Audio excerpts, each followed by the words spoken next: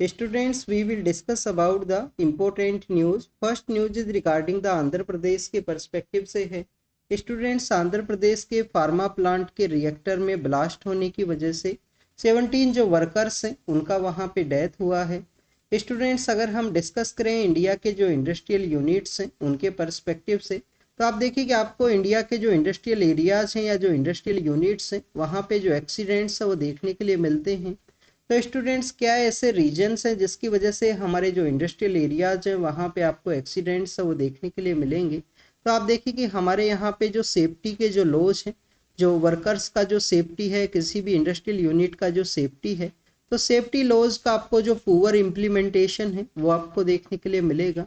इसके अलावा आप देखिए कि जो वर्कर्स के सेफ्टी के रिगार्डिंग में जो गियर्स हैं उनका जो प्रॉपर वे में मेंटेनेंस है वो नहीं किया जाएगा, प्रॉपर वे में उनका इंस्पेक्शन है वो आपको नहीं देखने के लिए मिलेगा। इसी वजह से किसी भी इमरजेंसी सिचुएशन के दौरान में उनका जो यूटिलाइज है वो प्रॉपर वे में नहीं किया जा सकता है।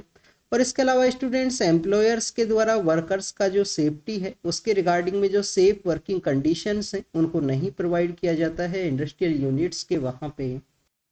अगर हम डिस्कस करें स्टूडेंट्स वर्कर्स के सेफ्टी के पर्सपेक्टिव से जो लॉज हैं उनके बारे में, तो आप देखिए कि 1947 के समय का इंडियन फैक्ट्री एक्ट है जिसके थ्रू वर्कर्स का जो सेफ्टी है उसको इंश्योर किया जाता है। इसके अलावा आपको डिजास्टर रिस्क रिडक्शन के पर्सपेक्टिव से सेंडाई फ्रेमवर्क है वो भी आपको देखने के लिए मिलेगा इंडस्ट्रियल यूनिट्स के पर्सपेक्टिव से। आप देखिए कि 2015 से लेकर 2030 तक का ये जो समय है सेंडाई फ्रेमवर्क के रिगार्डिंग में है, और उसका जो मेन मैंडेट है वो यही है कि डिजास्टर का जो रिस्क है उसको रिड्यूस किया जा सके। तो स्टूडेंट्स, ये जो इंफॉर्मेशन है वो इंडस्ट्रियल है जो एक्सीडेंट्स है या इंडस्ट्रियल यूनिट्स हैं उनके पर्सपेक्टिव से था। बट आप देखिए कि ये जो एक्सीडेंट है वो कहाँ पे देखने के लिए मिला है, जो हमारा स्पेशल इकोनॉमिक जोन है आंध्र प्रदेश के अंदर में, वहाँ पे बेसिकली जो एक्सीडेंट है वो सामने आया जिसके अंदर वर्कर्स का जो डेथ है वो हुआ है। अगर हम स्पेशल इकोनॉमिक जोन के पर्सपेक्टिव से डिस्कस करें, तो स्टूडेंट्स हमारे जो नाइबर कंट्रीज हैं या एशिया की कुछ ऐसे कंट्रीज हैं जिन्होंने इकोनॉमिक पर्सपेक्टिव से काफ़ी अच्छा जो प्रोग्रेस है उसको अचीव किया था। आप देखिए कि 2005 के समय हमारी गवर्नमेंट के द्वारा भी जो स्पेशल इकोनॉमिक जोन है जिससे कि इंडिया का जो ट्रेड है उसको बूस्ट किया जा सके, इंडिया का जो ट्रेड है उसको बूस्ट किया जा सके, तो ऐसे जोग्राफिकली डेलिनेटेड जो एनक्लेव्स हैं उनको डेवलप किया गया।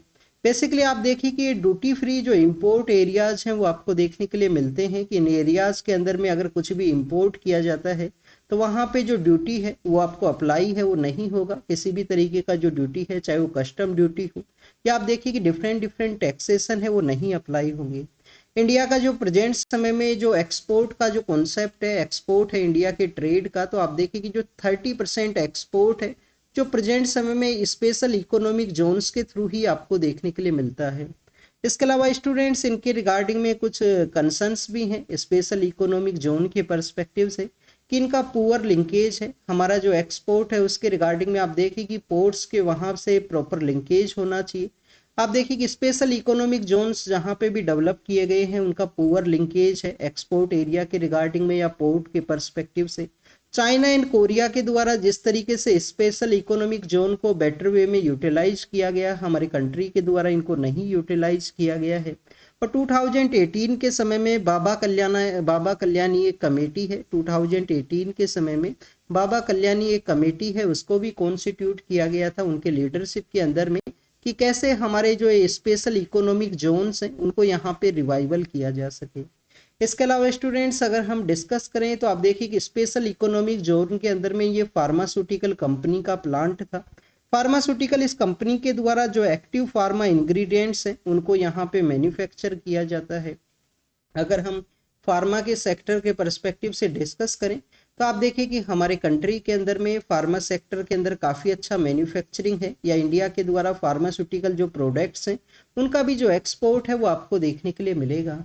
पर पिछले कुछ ईयर्स के रिगार्डिंग में आप देखिए कि हमारे यहाँ पे जो फार्मास्यूटिकल प्रोडक्ट्स हैं उनके अंदर अनएथिकल जो प्रैक्टिस है वो देखने के लिए मिला है। काफ़ी सारे ऐसे प्रोडक्ट्स हैं जिनके रिगार्डिंग में कंट्रीज के द्वारा जो वॉइस है उसको रेज किया गया, जैसे कि गैम्बिया के द्वारा वॉइस को रेज किया गया था, वहाँ पे एक आई ड्रॉप के रिगार्डिंग में या जो कफ सिरप है उसके पर्सपेक्टिव से। बाद में आप देखिए कि श्रीलंका के द्वारा भी आई ड्रॉप के रिगार्डिंग में जो वॉइस है उसको रेज किया गया कि कुछ अनएथिकल प्रैक्टिस है उस प्रोडक्ट के अंदर देखने के लिए मिला है। इसके अलावा आप देखिए कि विसल ब्लोवर है, उनका नेम है, वो आप अपने मेंस के आंसर राइटिंग के अंदर कोट कर सकते हो, दिनेश ठाकुर उनका नाम है। तो उनके द्वारा 1 या 2 बुक्स भी हैं हमारे फार्मास्यूटिकल सेक्टर के रिगार्डिंग में। तो इससे स्टूडेंट्स उनके द्वारा बुक्स के अंदर में डिफरेंट डिफरेंट आर्टिकल्स के अंदर में उनके द्वारा मेंशन किया जाता है कि इंडियन फार्मास्यूटिकल जो प्लांट्स हैं, इंडियन फार्मास्यूटिकल का जो मैन्युफैक्चरिंग है उसके अंदर किस तरीके से जो अनएथिकल प्रैक्टिस है वो आपको देखने के लिए मिलेगा। इसके अलावा स्टूडेंट्स अगर हम बात करें फार्मास्यूटिकल के ही बारे में, तो आप देखिए कि कोविड-19 का जब आउटब्रेक हुआ था तो फर्स्ट वेव के दौरान में जो HCQ नाम का एक मेडिसिन है जो काफ़ी ज़्यादा पॉपुलर था उस समय में, तो आप देखिए कि इंडिया के द्वारा ही उस मेडिसिन को एक्सपोर्ट है वो किया गया था। हमारे यहाँ पे फ्रीडम स्ट्रगल के दौरान में ही काफ़ी सारे जो केमिकल मैन्युफैक्चरिंग कंपनीज हैं उनका इस्टेब्लिशमेंट हुआ।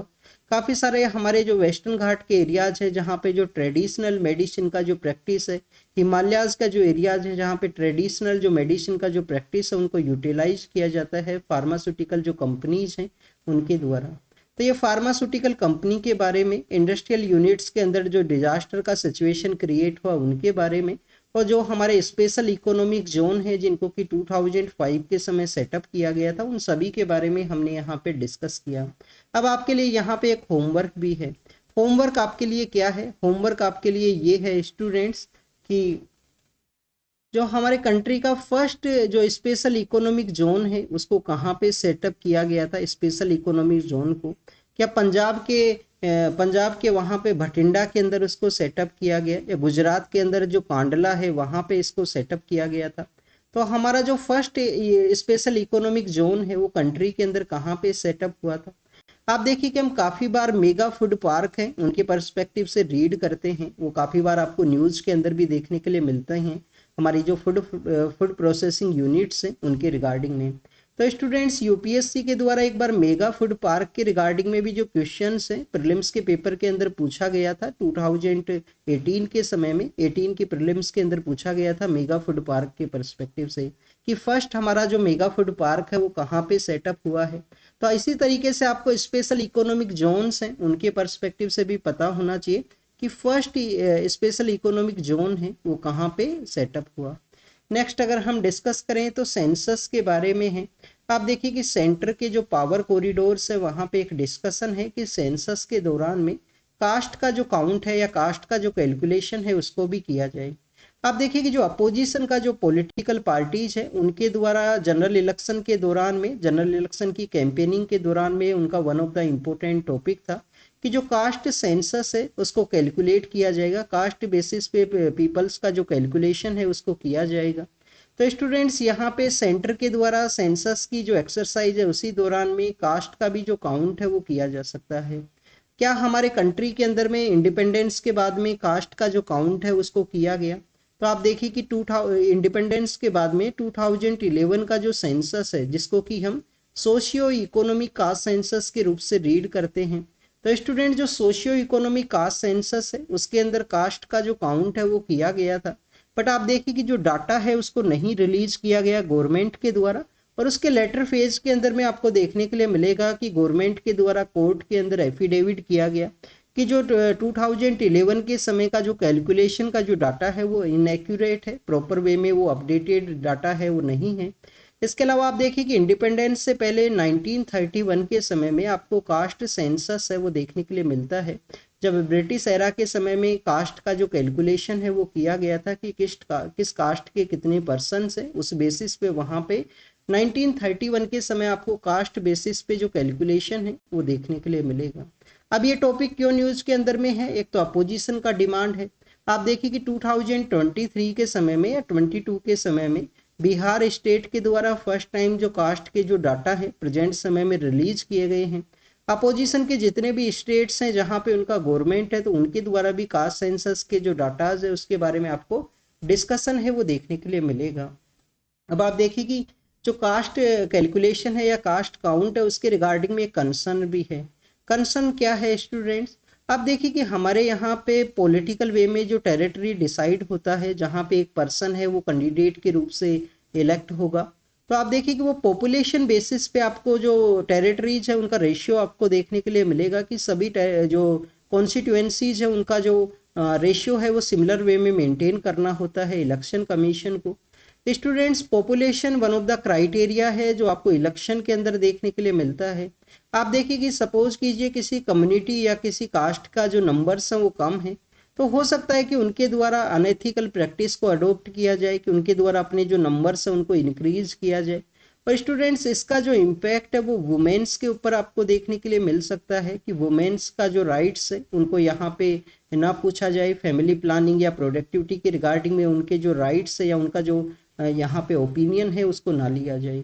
तो इस तरीके से भी जो कंसर्न्स है उनको रेज किया गया है कि वुमेन का जो कंडीशन है वो डिक्लाइन हो सकता है, कि इसके जो इम्पैक्ट सोशल वे में आपको देखने के लिए मिल सकते हैं। ये कास्ट के बारे में था। अब हम सेंसस के पर्सपेक्टिव से डिस्कस करते हैं। आप देखिए कि सेंसस का जो फर्स्ट में कैलकुलेशन इंडिया के अंदर आपको कब देखने के लिए मिलेगा, तो सेंसस तो आप देखिए कि पहले के समय भी हुआ करते थे, बट ब्रिटिश एरा के समय अगर हम डिस्कस करें तो 1871 के समय जब लॉर्ड मायो नाम के जो पर्सन है वो वॉइस रॉय हुआ करते थे, तो 1871 के समय इसका जो कैलकुलेशन है वो फर्स्ट समय किया गया था। लॉर्ड मायो के नेम के ऊपर एक कॉलेज भी है, एजुकेशन इंस्टीट्यूट भी है। आप देखिए कि राजस्थान के अजमेर के वहां पे मायो कॉलेज आपको देखने के लिए मिलेगा। लॉर्ड मायो का लेटर फेज के अंदर असैसिनेशन है वो कर दिया जाएगा, ये भी आपको पता होना चाहिए मॉडर्न इंडियन हिस्ट्री को जब हम रीड करते हैं। लॉर्ड मायो के अगर हम लेटर फेज के बारे में बाद में डिस्कस करें तो आपको फर्स्ट जो सिंक्रोनाइज सर्वे है वो 1881 के समय जब लॉर्ड रिपन है वो इंडिया के वाइसरॉय हुआ करेंगे, जिनके टेन्योर के दौरान में इल्बर्ट बिल कंट्रोवर्सी है वो भी क्रिएट हुआ था। तो 1881 के समय इंडिया का जो फर्स्ट जो सिंक्रोनाइज सर्वे है उसको कंडक्ट किया गया। इंडिपेंडेंस के बाद में आपको कंटिन्यूअस एवरी 10 ईयर के बेसिस पे जो सेंसस का जो कंडक्ट एक्सरसाइज है वो देखने के लिए मिलेगा। फर्स्ट टाइम आप देखें कि 2021 का जो सेंसस है उसको डिजिटल वे में कंडक्ट किया जाता, बट कोविड-19 की वजह से जो डिस्टर्बेंस का जो सिचुएशन है वो क्रिएट हुआ, और आप देखिए कि डिजिटल वे में इसको अपडेट किया जाएगा। उसी के साथ में आपको नेशनल पॉपुलेशन जो रजिस्ट्री है वो भी आपको देखने के लिए मिलेगा। तो ये सेंसस के पर्सपेक्टिव से था। कौन सा जो मिनिस्ट्री है वो सेंसस के रिगार्डिंग में रिस्पॉन्सिबल है इस एक्सरसाइज के पर्सपेक्टिव से, तो आप देखिए कि जो मिनिस्ट्री ऑफ होम अफेयर्स है, मिनिस्ट्री ऑफ होम अफेयर्स के अंडर में एक डिपार्टमेंट है या एक ऑफिस है, registrar general of India. Registrar general of India के द्वारा जो सेंसस का जो एक्सरसाइज है उसको कंडक्ट किया जाता है। तो ये सेंसस के बारे में हुआ कंप्लीट इंफॉर्मेशन। नेक्स्ट अगर हम डिस्कस करें ई कॉमर्स के रिगार्डिंग में, हमारे जो मिनिस्टर हैं उनके द्वारा जो कंसर्न्स है उनको रेज किया गया। ई कॉमर्स की जो साइट्स हैं, ई कॉमर्स के जो प्लेटफॉर्म्स हैं वो ग्रोथ हुए हैं, बट आप देखिए कि इसकी वजह से हमारे जो स्मॉल जो यहाँ पे ट्रेडर्स हैं उनके ऊपर इसका इम्पैक्ट है वो देखने के लिए मिलेगा। जो ई कॉमर्स साइट्स के द्वारा बेसिकली हाफ मार्केट है उसको कवर किया गया है लास्ट 10 ईयर्स के अंदर में। इसके अलावा आप देखिए कि जो प्रीडेटरी प्राइजिंग का एक कॉन्सेप्ट है वो भी आपको देखने के लिए मिलेगा। व्हाट इज प्रीडेटरी प्राइजिंग का कॉन्सेप्ट? प्रीडेटरी प्राइजिंग का जो कॉन्सेप्ट है वो यही है कि हमारे यहाँ पे जो ई कॉमर्स साइट्स के द्वारा आप देखिए कि लो मार्केट से जो काफी कम प्राइस है उसको रखा जाता है, काफी ज्यादा जो डिस्काउंट है वो आपको देखने के लिए मिलेंगे। तो आप देखिए कि जो प्रीडेटरी प्राइजिंग का जो कॉन्सेप्ट है जिसके अंदर लो लेवल के ऊपर प्राइस को रिड्यूस करना, कंपटीशन को एलिमिनेट करने के रिगार्डिंग में, और उसी की वजह से हमारे जो स्मॉल ट्रेडर्स हैं उनके ऊपर इम्पैक्ट देखने के लिए मिला है। एवरी आप देखिए कि स्मॉल से स्मॉल ब्लॉक एरिया के अंदर भी आपको जो गिग वर्कर्स हैं वो यहाँ पे डिलीवरी बॉय के रूप से इंगेज है ई कॉमर्स का एक्टिविटीज के रिगार्डिंग में, तो उनका आपको जो डिलीवरी है वो भी देखने के लिए मिलता है हाउस होल्ड के वहाँ पे। तो स्टूडेंट्स इसी वजह से उनके द्वारा कंसर्न्स हैं कि स्मॉल ट्रेडर्स के ऊपर इसका इम्पैक्ट हुआ है। ये प्रीडेटरी प्राइजिंग का जो कॉन्सेप्ट है वो आपको यहाँ पे जरूर से पता होना चाहिए। नेक्स्ट न्यूज के पर्सपेक्टिव से अगर हम डिस्कस करें तो हिमाचल प्रदेश के बारे में है। हिमाचल प्रदेश के बारे में ये है कि वहाँ पे लैंडस्लाइड है वो देखने के लिए मिला है। आप देखिए कि इंडिया का जो हिमालयन सिस्टम है या जो हिमालयन सिस्टम है वो काफ़ी ज़्यादा फ्रेजाइल आपको देखने के लिए मिलेगा, क्योंकि इंडियन प्लेट के द्वारा कंटिन्यूस यूरेशियन प्लेट को पुश किया गया है। स्टूडेंट्स काफ़ी ज़्यादा फ्रेजाइल है, इसी वजह से आपको हिमालयन जो स्टेट्स है वहाँ पे लैंडस्लाइड का जो इश्यू है वो देखने के लिए मिलता है। अभी आप देखिए कि कुछ दिन पहले हमने सिक्किम के पर्सपेक्टिव से रीड किया था, सिक्किम के वहाँ पे जो लैंडस्लाइड का जो इंसिडेंट है वो सामने आया था।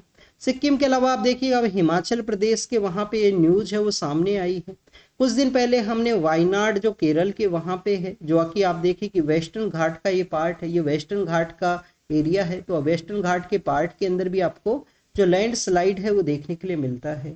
तो स्टूडेंट्स लैंडस्लाइड क्यों हुआ है, एक तो आप देखिए कि लैंड के ऊपर अननेसेसरी जो प्रेशर है वो क्रिएट किया जाए, टू मच टूरिज्म की वजह से टूरिज्म को रेगुलेट नहीं किया गया है गवर्नमेंट के द्वारा, तो काफ़ी सारे आपको इलीगल जो कंस्ट्रक्शन है, अनप्लान्ड अर्बनाइजेशन है वो आपको देखने के लिए मिलेगा। हमारे जो प्लेन्स के जो एरिया हैं, हमारा जो प्लेन्स का जो एरिया है, प्लेन्स के जो सिटीज़ हैं, उस तरीके का जो पॉलिसीज है वो अडोप्ट नहीं हो सकती हैं हिली एरियाज के अंदर में। तो हिली एरिया के रिगार्डिंग में डिफरेंट काइंड ऑफ हमारा जो पॉलिसी है वो होना चाहिए वहाँ पे। अर्बन प्लानिंग के रिगार्डिंग में भी, सैनिटेशन के पर्सपेक्टिव से भी, जिस भी तरीके का जो एक्टिविटी है वो डिफरेंट होना चाहिए, क्योंकि वहाँ का जो डिमांड है, वहाँ का जो टेरेन है, जो डिमांड है वो डिफरेंट है। नेक्स्ट अगर हम डिस्कस करें, आप देखिए कि यहाँ पे आपको लैंड स्लाइड इंडेक्स के बारे में भी पता होना चाहिए। इंडिया का जो लैंड स्लाइड इंडेक्स है वो किसके द्वारा निकाला जाता है, नेशनल रिमोट सेंसिंग सेंटर है, इसरो के द्वारा आपको ये जो बेसिकली जो लैंड स्लाइड इंडेक्स है वो देखने के लिए मिलेगा। हरियाणा के अंदर इलेक्शन है, हरियाणा और जम्मू एंड कश्मीर जो यूटी है, यूटी के वहाँ पे लेजिस्लेटिव असेंबली को इस्टेब्लिश किया गया है गवर्नमेंट के द्वारा, तो वहाँ पे इलेक्शंस है। हरियाणा के अंदर में जो अपोजिशन का जो पॉलिटिकल पार्टी है उनके द्वारा इलेक्शन कमीशन को अप्रोच किया गया कि रिसेंटली वहाँ पे एक रिक्रूटमेंट है, उसका रिजल्ट है वो डिक्लेयर होने वाला था, तो उनके द्वारा अप्रोच किया गया है कि रिक्रूटमेंट का जो रिजल्ट है उसको नहीं डिक्लेयर किया जाए प्रेजेंट समय में, इलेक्शन का समय तक में। तो आप देखिए कि मॉडल कोड ऑफ कंडक्ट के दौरान में पॉलिटिकल पार्टीज को कैंपेनिंग के पर्सपेक्टिव से लेवल प्लेइंग फील्ड है, बट यहाँ पे रिक्रूटमेंट के रिगार्डिंग में उनके द्वारा अप्रोच किया गया कि रिजल्ट है उसको ना डिक्लेयर किया जाए। बेसिकली पुलिस का जो रिक्रूटमेंट प्रोसेस है उसके रिगार्डिंग में था ये, तो वहाँ पे उसका इम्पैक्ट हो सकता है, पर्सन से इन्फ्लुएंस हो सकते हैं कि इस गवर्नमेंट का जो टेन्योर है उसके अंदर हमको जॉब मिला है। तो इस वजह से पॉलिटिकल पार्टीज के द्वारा अप्रोच किया गया है कि वहाँ पे model code of conduct level playing field है उसको यहाँ पे वायलेशन ना हो। तो ये बेसिकली रिक्रूटमेंट प्रोसेस के बारे में था। Constitutional and non constitutional body के रिगार्डिंग में भी यहाँ पे डिस्कशन है कि किसके द्वारा जो रिक्रूटमेंट प्रोसेस है उसको कैरी किया गया है, उन सभी के बारे में भी यहाँ पे डिस्कशन है इस न्यूज़ के अंदर में। बेसिकली आपको मॉडल कोड ऑफ कंडक्ट के पर्सपेक्टिव से पता होना चाहिए। मॉडल कोड ऑफ कंडक्ट के बारे में जब भी हम रीड करते हैं तो आप देखिए कि 1960s के समय में पॉलिटिकल पार्टीज के द्वारा ही केरल के अंदर में जो बाई इलेक्शन है उस समय पॉलिटिकल पार्टीज के द्वारा ही इसको अडॉप्ट किया गया था। लेटर फेज के अंदर में आप देखिए कि इलेक्शन कमीशन को ये जो कॉन्सेप्ट है वो काफी सही लगा। उसके बाद में इलेक्शन कमीशन के द्वारा भी सभी जो पॉलिटिकल पार्टीज है, सभी जो पर्सन है, उनको लेवल प्लेइंग फील्ड हो, किस तरीके से कैंपेन करना है, कितना जो मनी है वो आप कैरी कर सकते हो, कैश को आप यहाँ पे नहीं डिस्ट्रीब्यूट कर सकते वोटर्स के रिगार्डिंग में, क्योंकि आप देखिए कि कैश को अगर आप डिस्ट्रीब्यूट करोगे तो आप लेवल प्लेइंग फील्ड है उसको वायलेट करते हो। जो मोर मनी, जिस पर्सन के पास में मोर मनी है तो कैश डायरेक्टली कैश के डिस्ट्रीब्यूशन के थ्रू वो जो वोटर्स को परचेज है वो कर सकता है। तो इस वजह से कैश का जो डिस्ट्रीब्यूशन है उसको बैन किया गया है इलेक्शन कमीशन के द्वारा। तो this is all the information model code of conduct के पर्सपेक्टिव से है। नेक्स्ट अगर हम बात करें तमिलनाडु के रिगार्डिंग में कंसर्न है, तमिलनाडु के रिगार्डिंग में आप देखिए कि लास्ट ईयर ऐसा एक न्यूज है वो सामने आया था। काफी बार आपको डिफरेंट डिफरेंट स्टेट्स के रिगार्डिंग में भी ये न्यूज है वो देखने के लिए मिलती है कि जो गवर्नमेंट स्कूल है वहाँ पे आप देखिए कि जो लंच का जो कॉन्सेप्ट है, जो न्यूट्रिशनल फूड का जो कॉन्सेप्ट है वो आपको देखने के लिए मिलेगा। तो आप देखिए कि जो मैक्सिमम वे में जो न्यूट्रिशनल फूड है उसको प्रिपेयर किया जाता है, क्या तो किसी विडो वुमेन के द्वारा उसको प्रिपेयर किया जाएगा। शेड्यूल कास्ट शेड्यूल ट्राइब से वो बिलोंग करने वाली जो महिला है उनको वो बेसिकली जो प्रायोरिटी बेसिस पे वो जॉब है वो देखने के लिए मिलता है। तो काफ़ी बार चिल्ड्रंस है उनके द्वारा रिफ्यूज किया जाएगा, क्योंकि हमारे ग्रास रूट लेवल के ऊपर सोसाइटी के अंदर स्टिल डिवाइड है स्टूडेंट्स, तो उनके द्वारा फूड है उसको नहीं ईट किया जाएगा बच्चों के द्वारा सोसाइटल डिवाइड होने की वजह से। तो आप देखिए कि ऐसे इंसिडेंट्स के रिगार्डिंग में एक कमेटी है उसको कॉन्स्टिट्यूट किया गया था तमिलनाडु के वहाँ पे। कमेटी के द्वारा अपना जो रिकमेंडेशन है वो दिया गया कि क्यों ना ब्लॉक लेवल के ऊपर में जो ब्लॉक लेवल के ऊपर में जो किचन का जो कॉन्सेप्ट है उसी के थ्रू फूड का जो डिलीवरी है वो किया जाए। बट आप देखिए कि स्टूडेंट्स उसके रिगार्डिंग में कंसर्न्स क्या हैं। सपोज कीजिए कोई डिस्ट्रिक्ट है, डिस्ट्रिक्ट के अंदर में आपको जो डिफरेंट डिफरेंट मिनिमम आप देखिए कि 4 ब्लॉक्स हैं। ब्लॉक के अंदर में जो किचन का जो सर्विस है जो मैक्सिमम गवर्नमेंट्स के द्वारा चलाया जाता है, एक मिनिमम जो मनी है उसके रिगार्डिंग में। तो आप देखिए कि ब्लॉक लेवल पे ऊपर जो किचन है, किचन से गवर्नमेंट स्कूल को जो फूड है उसको सप्लाई करने के बारे में डिस्कस किया गया है। अगर यहाँ पे फूड को सप्लाई किया जाएगा तो एक ट्रांसपोर्ट का जो कॉन्सेप्ट है वो भी होगा। आप देखिए कि प्रॉपर टाइमिंग के ऊपर अगर फूड को नहीं सप्लाई किया गया तो फूड का जो वेस्ट है, बच्चों का जो लंच टाइमिंग है उस समय अगर उनको फूड नहीं मिलता है, या आप देखिए कि कंप्लीटली हॉट उनको फूड नहीं मिलता है, तो उसका भी जो फूड का भी वेस्ट यहाँ पे आपको देखने के लिए मिलेगा। राशन को कहाँ पे रखा जाएगा। स्कूल के अंदर में आप देखिए कि स्कूल के अंदर अगर फूड को प्रिपेयर किया जाता है तो टीचर्स का जो इंस्पेक्शन है, काफी बार चिल्ड्रंस का भी आपको जो उसका जो मॉनिटरिंग है वो देखने के लिए मिलता है। तो फूड का जो सेफ्टी है उसके रिगार्डिंग में जो कंसर्न्स है वो नहीं देखने के लिए मिलेंगे कि फूड का जो सेफ्टी क्वालिटी है वो आपको प्रॉपर मेंटेन देखने के लिए मिलेगा। जिस तरीके से वहाँ पे जो जो लंच का जो आवर हुआ करता है उस समय का जो डिमांड है उसी तरीके से उसको प्रिपेयर किया जाता है। तो इस तरीके से कंसर्न्स है उनके द्वारा तमिलनाडु के पैनल के द्वारा एडवाइस किया गया है कि आप देखिए कि ब्लॉक लेवल के ऊपर इनको ना सेटअप किया जाए ना उनको चेंज किया जाए। स्टूडेंट्स अब आपको यहाँ पे कुछ बेसिक इंफॉर्मेशन पता होनी चाहिए। आप देखिए कि बिहार के अंदर में एक डीएम है, बिहार के अंदर एक डीएम है, तो वहां पे चिल्ड्रंस के द्वारा जब इस तरीके से रिफ्यूज किया गया था कि उनके द्वारा विडो के हाथ से जो खाना है वो नहीं खाया जाएगा, तो आप देखिए कि डीएम के द्वारा खुद से स्कूल के अंदर अप्रोच किया गया। राहुल कुमार उनका नेम है, काफी फेमस डीएम है बिहार के अंदर में, और उनके द्वारा खुद से फूड का जो इनटेक है वो किया गया। उसके बाद में बच्चों को इस तरीके से इंगेज किया गया। इसके अलावा आप देखिए कि काफी सारे ऐसे भी एरियाज है जहाँ पे न्यूट्रिशनल लेवल है वो आपको काफी डिक्लाइन देखने के लिए मिलता है। नेक्स्ट जो हमारा मंथ है सितंबर का जो मंथ है वो आप देखिए कि न्यूट्रिशनल मंथ का न्यूट्रिशनल अवेयरनेस के रिगार्डिंग में भी इसको हम सेलिब्रेट करते हैं। पोषण जो यहाँ पे अवेयरनेस महीने के रूप से उसको सेलिब्रेट किया जाता है। तो स्टूडेंट्स आसाम के अंदर में एक जगह है, हेलाकांडी नाम की एक जगह है, जहाँ पे जब कीर्ति जल्ली मैम है, कीर्ति जल्ली मैम काफी फेमस एक आईएएस ऑफिसर है आसाम के, वहाँ पे उनके द्वारा फ्लड के अंदर भी डायरेक्टली पीपल से इंगेज किया गया था। और आप देखिए कि जब वो हेलाकांडी डिस्ट्रिक्ट के अंदर में उनका जब पोस्टिंग था, ये ब्राक वैली का एरिया है, तो वहाँ पे उनके द्वारा स्कूल एरियाज के अंदर में न्यूट्रिशनल लेवल को इम्प्रूव करने के लिए काफी कुछ वर्क है वो किया गया है। इसके अलावा स्टूडेंट्स अगर हम बात करें मिजोरम के पर्सपेक्टिव से भी एक आईएएस ऑफिसर है मिजोरम के रिगार्डिंग में भी, जब वो मिजोरम के अंदर उनका जब पोस्टिंग हुआ तो उनके द्वारा देखने के लिए मिला है कि जो न्यूट्रिशनल जो यहाँ पे जो डिमांड है चिल्ड्रंस का उसको फुलफिल करने के रिगार्डिंग में उनके द्वारा स्कूल के अंदर ही माई स्कूल माई फार्म का जो कॉन्सेप्ट है उसको डेवलप किया गया।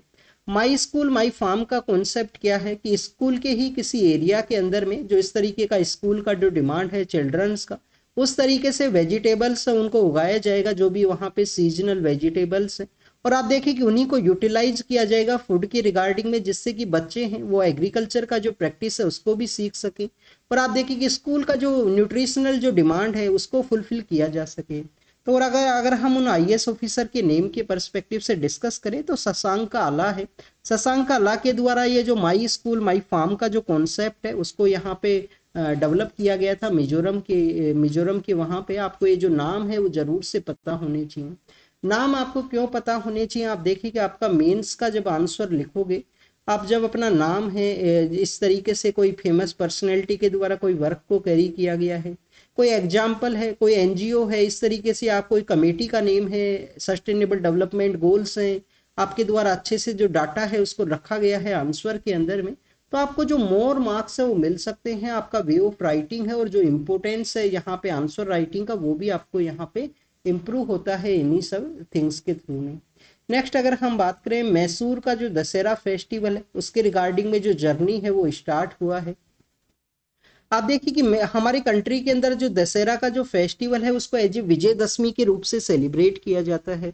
विजयदशमी बेसिकली क्या है कि माइथोलॉजिकल स्टोरीज के रिगार्डिंग में जो लॉर्ड श्री राम है उनके द्वारा आप देखिए कि रावण है उनको मार दिया जाता है, तो उसी का जो एविल के ऊपर में आप देखिए कि जो गुडनेस का जो जीत है उसी को सेलिब्रेट किया जाता है दशहरा फेस्टिवल के वहां पे, या विजयदशमी के नाम से भी हम उसको जानते हैं। बट आपको जो मैसूर के अंदर जो दशहरा का जो फेस्टिवल है वो आपको डिफरेंट वे में देखने के लिए मिलता है। आप देखिए कि हमारे कंट्री के कौन कौन से जो दशहरा हैं वो फेस्टिवल फेमस है। हमारे कंट्री के अंदर में कौन कौन से जो दशहरा हैं जो काफी ज्यादा फेमस है। एक तो आपको हिमाचल प्रदेश के अंदर में कुल्लू नाम की जो जगह है वहां का जो दशहरा है वो काफी फेमस आपको देखने के लिए मिलेगा। हिमाचल प्रदेश के अंदर में कौन सी जगह है, कुल्लू है। राजस्थान के अंदर एक कोटा है, कोटा सिटी है, वहां का जो दशहरा का जो मेला है वो भी काफी ज्यादा फेमस है।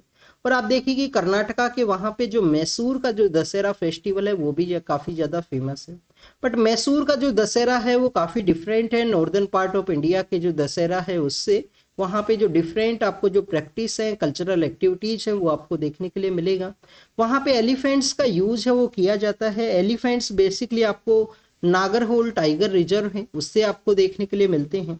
अगर हम यहाँ पे डिस्कस करें कर्नाटका के जो टाइगर रिजर्व है उनके पर्सपेक्टिव से, तो कर्नाटका के जो टाइगर रिजर्व है उनके बारे में आपको जरूर से पता होना चाहिए।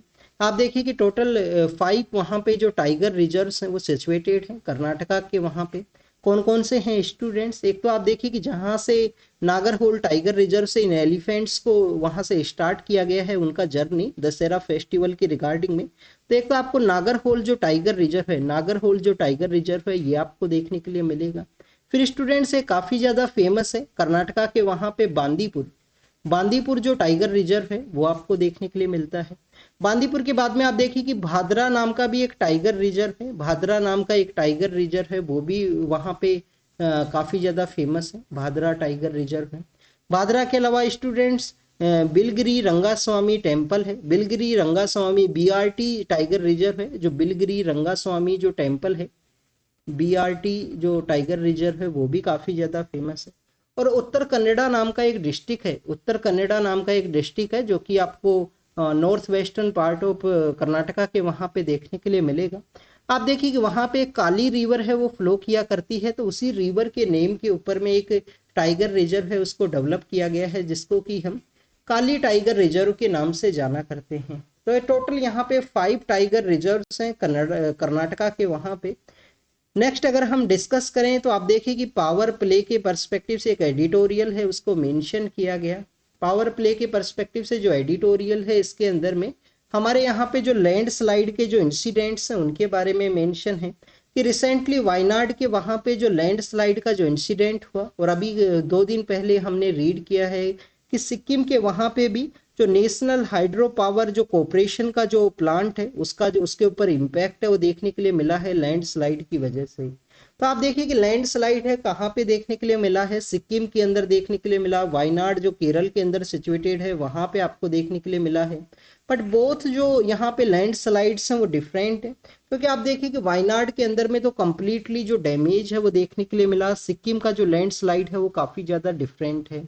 सिक्किम के अंदर तो जो हाइड्रो पावर जो प्रोजेक्ट्स हैं उनके रिगार्डिंग में भी कंसर्न्स है, काफी सारी कमेटी है, पैनल है, इन्वायरमेंटल पैनल है, उनके द्वारा भी हाइड्रो पावर जो प्लांट्स हैं उनके रिगार्डिंग में जो वॉइस है उसको रेज किया गया था। स्टूडेंट्स आप देखिए कि उत्तराखंड के अंदर भी एक जो अर्बन एरिया है जोशीमठ, वहां पे जो इंसिडेंट है वो सामने आया था। उसके बाद में एनटीपीसी का जो प्लांट है उसके अगेंस्ट में भी वहां के जो पर्सन्स हैं उनके द्वारा जो प्रोटेस्ट है वो किया गया था।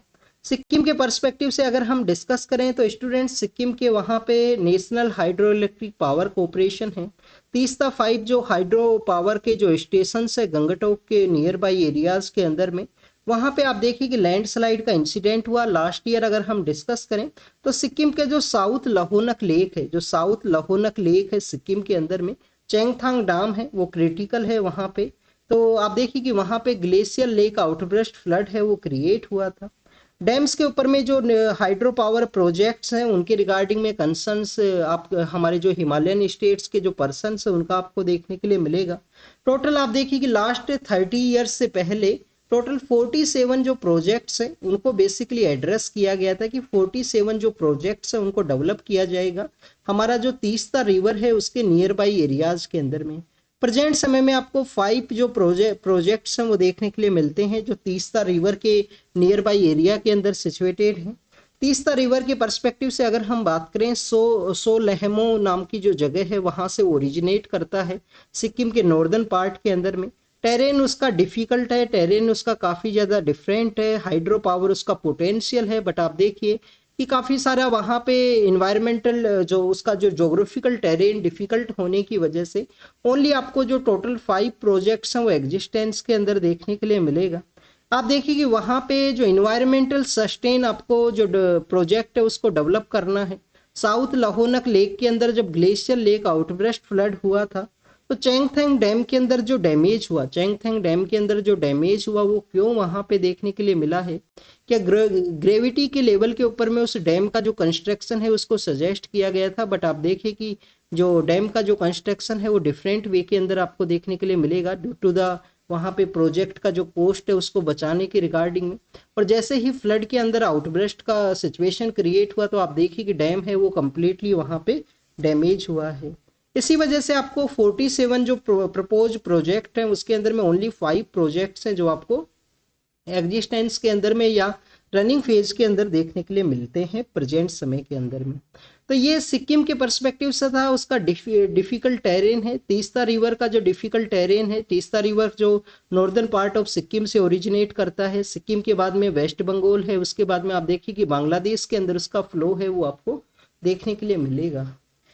नेक्स्ट अगर हम डिस्कस करें मैनिफेस्टो मूवमेंट के बारे में है। आप देखिए कि जनरल इलेक्शन के दौरान में हमारी जो पॉलिटिकल पार्टीज हैं उनके द्वारा जो इवन जो एलजीबीटी प्लस कम्युनिटी है उनके रिगार्डिंग में भी मेंशन किया गया था उनके मैनिफेस्टो के अंदर में। बट अभी रिसेंटली बजट के अंदर में जो डिसअपॉइंटमेंट है उसके रिगार्डिंग में यहाँ पे लिखा गया है इस एडिटोरियल के अंदर में कि काफ़ी सारे ऐसे जो न्यू स्कीम्स हैं, चाहे वो दोबारा से अपना जो लाइफ है उसको रिहेबिलिटेशन के रूप से स्टार्ट करना हो, स्माइल स्कीम हो, गरिमा गृह का जो कॉन्सेप्ट है, national council for transgender persons है, तो उन सभी स्कीम्स के अंदर में जो मनी का जो अलोकेशन है उसके बारे में डिसअपॉइंटमेंट के पर्सपेक्टिव से डिस्कस किया गया है।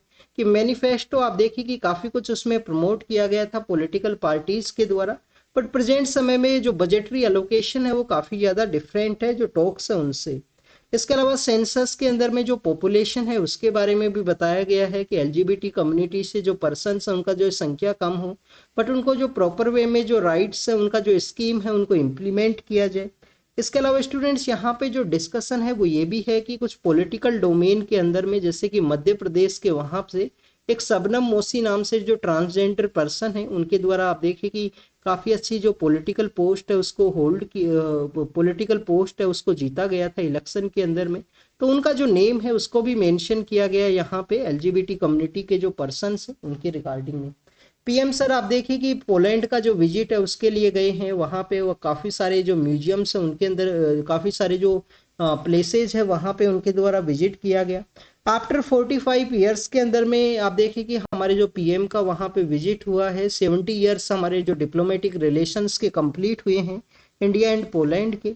मोंटे कसिनो नाम की एक जगह है वहाँ पे भी गए हैं, पीएम सर के द्वारा विजिट किया गया। वर्ल्ड वॉर सेकेंड के समय जो इंडियन सोल्जर्स का रोल है वहाँ पे आप देखिए कि पोलैंड का जो कम्युनिटी है उनके द्वारा इंडिया के अंदर भी माइग्रेट किया गया था वर्ल्ड वॉर सेकेंड के दौरान में, जिसमें नवानगर नाम की जो जगह है, नवानगर के जो महाराज हैं, नवानगर के जो किंग हुआ करते थे उनको आप देखिए कि उनका एक आपको वहाँ पे क्रॉस रोड है जो चौराहा है वो भी आपको देखने के लिए मिलेगा पोलैंड के अंदर में, जिसको कि गुड महाराज का जो स्टेटस है वो दिया गया है। तो ये पोलैंड के पर्सपेक्टिव से पोलैंड के नाइबर कंट्रीज आपको पता होने चाहिए कहाँ कौन कौन से इसके नाइबर कंट्रीज हैं। पोलैंड के बाद में आप देखिए कि यूक्रेन के जो पर्सन्स हैं उनसे भी मीटिंग करेंगे हमारे जो प्राइम मिनिस्टर हैं। और हमारा जो डिप्लोमेटिक कॉन्सेप्ट है ना, हम किसी कंट्री के आप देखिए कि कम्प्लीटली प्रो में आप देखने के लिए मिलेंगे ना उसके कम्प्लीटली अगेंस्ट में है। सभी कंट्रीज से हमारा जो डिप्लोमेटिक रिलेशन है, जो नॉन अलाइनमेंट का जो कॉन्सेप्ट है, उसको प्रमोट किया जाता है हमारी डिप्लोमेसी के थ्रू में।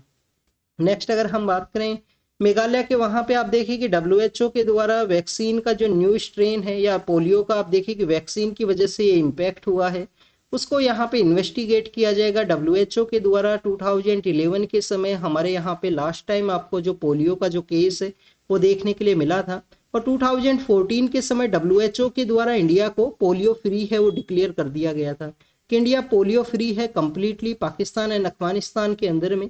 प्रेजेंट समय में आपको जो पोलियो के जो केसेज हैं वो देखने के लिए मिलते हैं। नेक्स्ट आप देखिए कि नेशनल टास्क फोर्स है। अब यहाँ पे ये बेसिकली पोलियो के बारे में ये केस है वो क्यों सामने आया है, तो बेसिकली आप देखिए कि वहाँ पे जो हेल्थ के जो हमारे प्रैक्टिशनर्स हैं उनके द्वारा भी इस पे डाउट किया गया कि हो सकता है कि जो चिल्ड्रन है उसका इम्यूनिटी है वो काफ़ी कम हो, जो वीक लेवल के अंदर जो पोलियो है उसको मेंटेन, पोलियो वायरस है उसको मेंटेन रखा जाता है वैक्सीन के अंदर में, जिससे कि बॉडी का जो इम्यून सिस्टम है उसको बूस्ट किया जा सके। तो हो सकता है कि जो यहाँ पे लोअर इम्यून सिस्टम की वजह से उसका यहाँ पे आउटब्रेक है या जो केस है उसको यहाँ पे केस जो सामने आया हो। नेक्स्ट अगर हम डिस्कस करें नेशनल टास्क फोर्स के बारे में है, सेंटर के द्वारा आप देखें कि जो मेमोरेंडम्स हैं उनको यहाँ पे इशू किया गया है नेशनल टास्क फोर्स का जो ऑफिस है उसके रिगार्डिंग में। नेशनल टास्क फोर्स क्या है, सुप्रीम कोर्ट के द्वारा इसको इस्टेब्लिश किया गया हॉस्पिटल एरियाज में डॉक्टर्स का जो सेफ्टी है उनके रिगार्डिंग में, जब सुप्रीम कोर्ट के द्वारा जो कैलकाटा केस है उसका स्यूमोटो कोग्निजेंस वो लिया गया था। सुप्रीम कोर्ट के द्वारा एग्जामिन किया जाएगा क्या हमारे इन्वायरमेंटल जो लॉज हैं या इन्वायरमेंटल सेक्टर के रिगार्डिंग में एक प्रॉपर जो रेगुलेटर है उसका जरूरत है, रेगुलेटर को इस्टेब्लिश करने का जरूरत है, तो ये बेसिकली सुप्रीम कोर्ट के द्वारा इसको एग्जामिन किया जाएगा।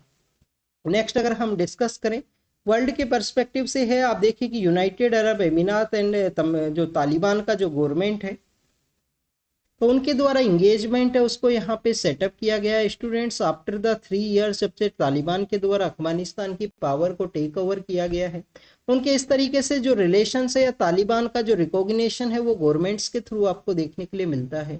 इंडियन गवर्नमेंट के द्वारा प्रेजेंट समय में जो तालिबान है उसको नहीं रिकॉग्नाइज किया गया है। नेक्स्ट आप देखिए कि रसिया के पर्सपेक्टिव से है, रसिया एंड यूक्रेन का जो कन्फ्लिक्ट है उसके रिगार्डिंग में एग्जाम के पर्पज से नहीं इंपॉर्टेंट है। फिलीपाइंस के पर्सपेक्टिव से यहाँ पे डिस्कस किया गया है एमपोक्स के जो केसेज हैं उनके रिगार्डिंग में, और उसका जो वेरिएंट है उसको बेसिकली डिटेक्ट किया जाएगा, उसको बेटर वे में वहाँ पे सर्विलेंस को सेटअप किया जाएगा, उसके बारे में डिस्कस किया गया है। नेक्स्ट अगर हम बात करें बोस्निया का जो एरिया है वहाँ पे आप देखिए कि स्कूल के अंदर में जो वायलेंस है उसका जो न्यूज़ है वो सामने आया है, वहाँ पे स्कूल के अंदर शूटिंग का। तो काफ़ी सारे वेस्टर्न कंट्रीज के अंदर ये प्रॉब्लम है स्कूल के अंदर वायलेंस के रिगार्डिंग में। बट आप देखिए कि बोस्निया कहाँ पे सिचुएटेड है, बोस्निया हजरगोविना नाम का जो एरिया है, हमने कुछ दिन पहले क्रोशिया के बारे में भी डिस्कस किया था कि क्रोशिया के द्वारा बेसिकली जो एडियार्टिक सी के साथ अपना एरिया शेयर करता है, क्रोशिया के द्वारा जो कुछ अपना लाइफ के अंदर में किसी भी यूथ पर्सन के द्वारा मिलिट्री का जो सर्विस है उसको देना होगा, तो ऐसा ही एक लॉ लाया गया था। अभी बोस्निया के बारे में मेंशन है तो इनका लोकेशन आप जरूर से देखना कि बोस्निया कहाँ पे है, हजरगोविना कहाँ पे है, बोस्निया हजरगोविना कहाँ पे है। और आप देखिए कि वो उसी एरिया के अंदर में बेसिकली सिचुएटेड है क्रोशिया। हमने काफ़ी बार हमने लास्ट ईयर आप देखिए कि हमने कसोव के बारे में भी डिस्कस किया था, जो सर्बिया से सेपरेट हुआ था कसोव, कसोव भी उसी एरिया के अंदर सिचुएटेड है। नेक्स्ट अगर हम डिस्कस करें तो आप देखिए कि यूएस के जो प्रेसिडेंट इलेक्शन है उनके बारे में है, एग्जाम के पर्पज से नहीं इम्पोर्टेंट है। ढाका के वहाँ पे तीस्ता रिवर का जो एग्रीमेंट है उसके बारे में है कि तीस्ता का जो एग्रीमेंट है उसको सुलझाया जाए, उसको यहाँ पे सोल्व किया जाए। बांग्लादेश की जो गवर्नमेंट है उनके द्वारा जो डिप्लोमेटिक पासपोर्ट्स को इश्यू किया गया था शेख हसीना जो मैम है उनके एरा के समय में, तो आप देखिए कि जो बांग्लादेश का इंटरिम गवर्नमेंट के द्वारा डिप्लोमेटिक पासपोर्ट्स है उनको रिवोक किया गया है।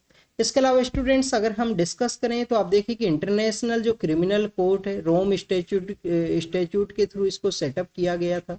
आप देखिए कि कहाँ पे है इसका हेडक्वार्टर, क्या हमारा जो इंटरनेशनल कोर्ट ऑफ आर्बिट्रेशन है वहीं पे इसका हेडक्वार्टर आपको देखने के लिए मिलेगा।